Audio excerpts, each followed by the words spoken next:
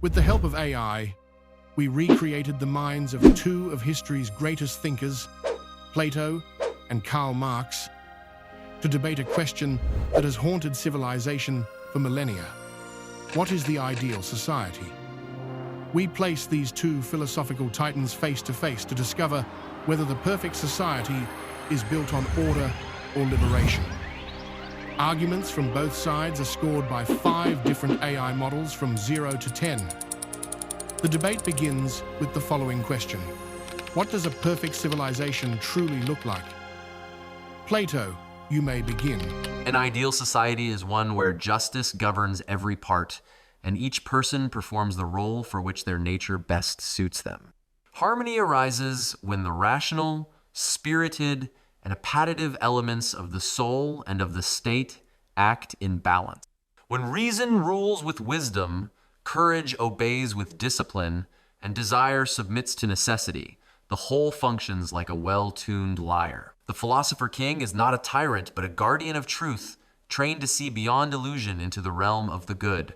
Equality of outcome matters less than the pursuit of virtue, for without virtue, equality decays into envy and freedom collapses into chaos. The ideal society, therefore, is not built by revolution, but by education, order, and moral cultivation. Before the scores appear, here's how our AI jury evaluates each argument from 1 to 10. Each AI model values these differently, some reward structure, others empathy, and some intellectual daring. Let's see how they scored Plato's opening vision of harmony and virtue.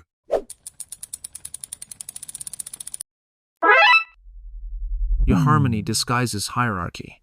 You turn inequality into destiny by calling it order. My ideal society begins not with moral perfection, but with material justice. Civilization rests on how we produce and who controls that production. When private property in the means of production is abolished, when labor no longer serves profit but human need, only then can people live without exploitation. You call this chaos. I call it freedom. What you name natural order is simply power preserved by philosophy. The worker under your philosopher king remains a servant to ideals he never chose. Justice begins not in the soul, but in the stomach, when no one must bow to survive, and when equality of condition allows true human flourishing.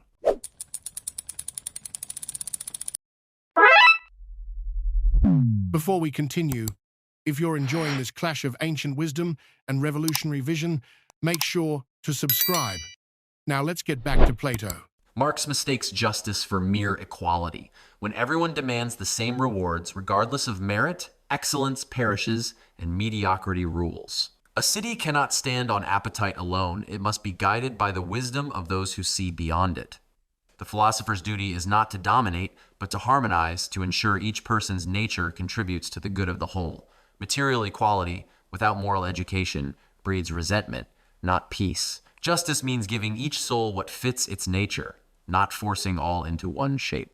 My republic seeks balance, not oppression, a structure where freedom exists through discipline and purpose, not through the chaos of unchecked desire.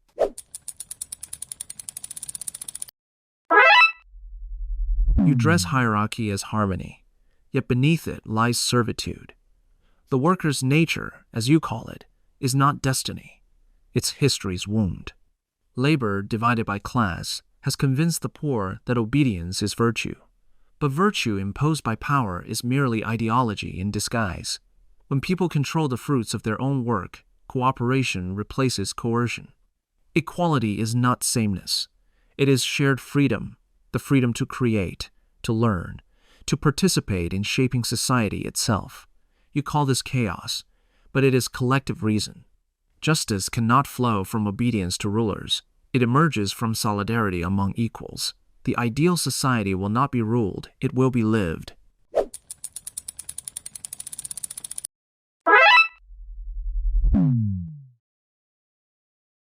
Equality without order is anarchy. If all are to rule, none will govern wisely. The many chase desire, the few pursue truth. To hand power to appetite is to feed the beast that devours civilization. The just ruler does not enslave. He serves the common good by aligning the state with reason. Freedom unbound by virtue becomes indulgence and leads to tyranny of the masses, just as oligarchy leads to tyranny of the few.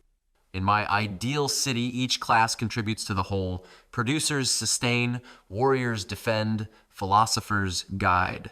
Only when every part fulfills its purpose does society become truly free, free from inner conflict.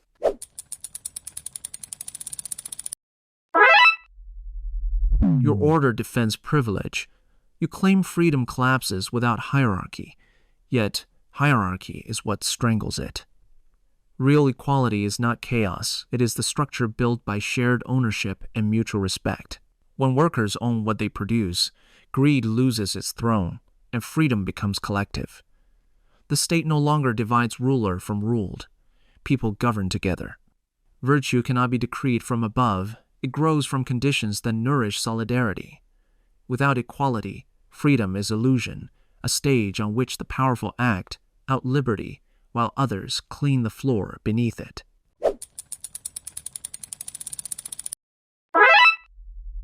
But equality pursued without wisdom blinds a people to excellence. When everyone demands the same share of rule, the wise are silenced by the loud. Freedom, without hierarchy of merit, turns into noise. My republic seeks not domination, but harmony, where the capable guide the willing. The philosopher king does not hoard power, he disciplines it, shaping desire through education and virtue.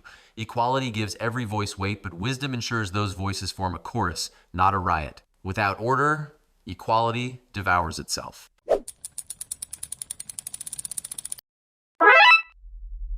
Order born from hierarchy is submission disguised as harmony. You fear the crowd because you've never trusted it. But when production and power belong to all, people need no master that govern through cooperation. Freedom for the few guided by virtue is still oppression for the many. The real harmony you seek appears only when inequality ends, when education and participation are shared. Equality does not destroy excellence. It multiplies it by freeing every mind to think, every worker to create, every citizen to speak. That is the only freedom worth defending.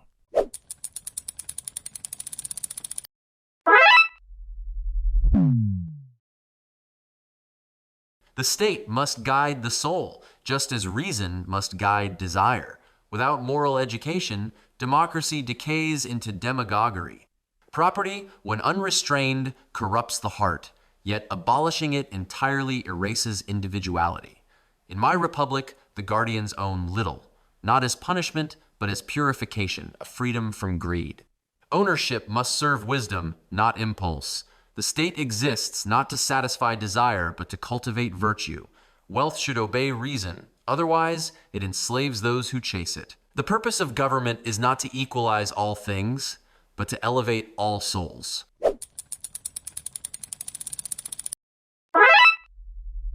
You call your restraint virtue, but it is control.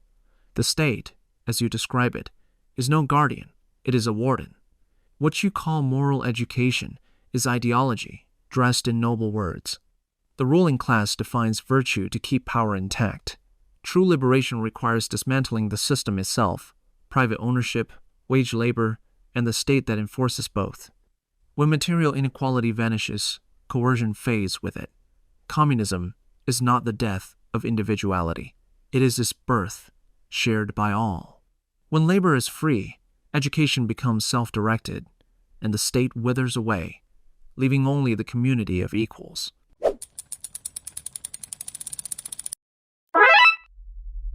To abolish the state is to abandon the soul. Without guidance, the city becomes prey to appetite and envy.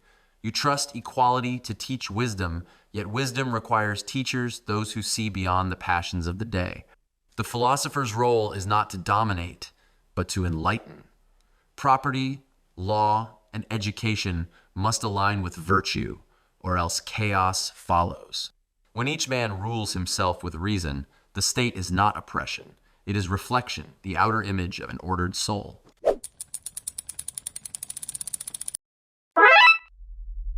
Guidance imposed from above is never enlightenment, is obedience. You mistake authority for virtue, because you cannot imagine freedom without control. But people learn through cooperation, not domination. When workers manage production, when citizens share in decision-making, reason becomes collective. The state's promise of order hides the fear of change. My vision replaces that fear with trust. Trust that humanity, when freed from want, will govern itself through solidarity. The ideal state is no state at all, only free people shaping their own future together.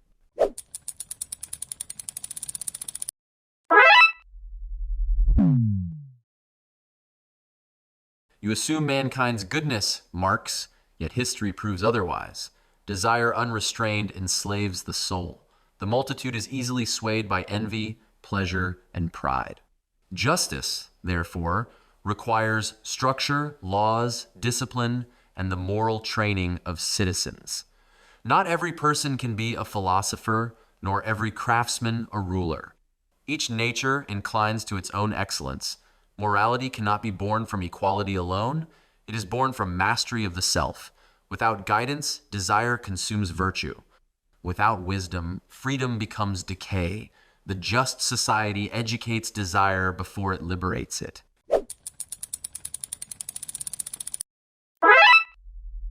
Human nature is not eternal. It is forged by circumstance. People appear greedy and selfish only because survival demands it. Transform those conditions, and cooperation will replace competition. Morality is not a timeless truth, but a reflection of material life. The slave's obedience was once called virtue, now we call it oppression. What you call discipline of the spirit is simply the internalized voice of the master.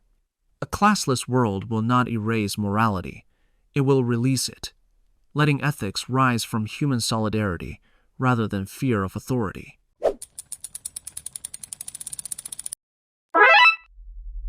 You would build morality upon appetite, but appetite has no compass. Remove hierarchy, and man's baser nature takes the throne. The craftsman will covet what he has not earned. The soldier will crave luxury over duty. Virtue must be taught, not assumed. My republic's order does not deny freedom, it defines it, directing the soul toward what is noble. A society that refuses to restrain desire cannot endure. It will drown in the very freedom it worships.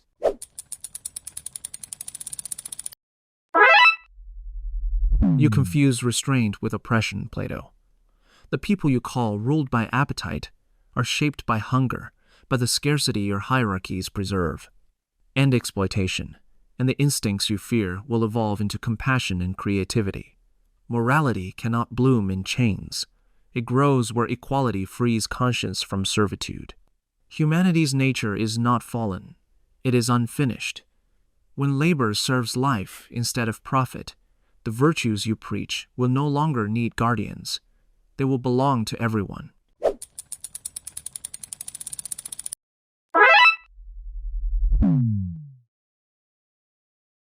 Civilization survives only when guided by reason. When wealth and comfort become the highest aims, the body thrives, but the soul starves. A society without higher ideals drifts toward decay, mistaking pleasure for progress.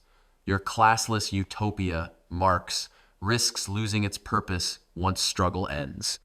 Without the pursuit of truth and virtue, abundance breeds emptiness.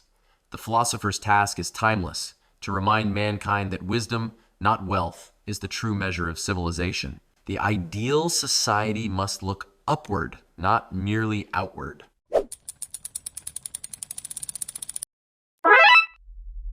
Reason divorced from justice is privilege in disguise.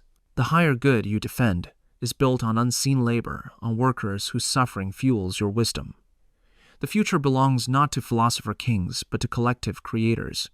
Technology and cooperation can end scarcity, freeing humanity to pursue knowledge and art without exploitation. Philosophy must descend from its cave and meet reality not to rule, but to transform it. When production serves people instead of profit, reason and equality will finally unite.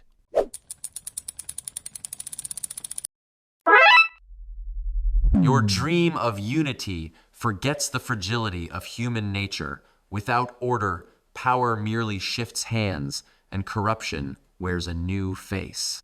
Civilization must be guarded by those who see beyond appetite, not because they are superior, but because they are trained to lead by wisdom. Progress without moral direction becomes ruin dressed as freedom. The ideal society is not born from revolution, but from the patient cultivation of virtue.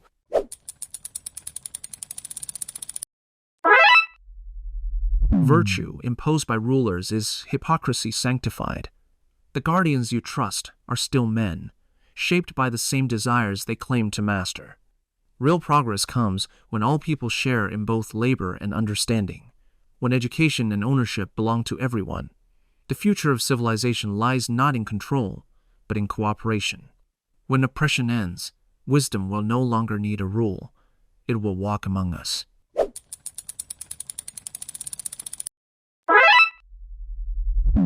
With a total score of 91.7, Karl Marx took the victory home by a wide margin of 6 points.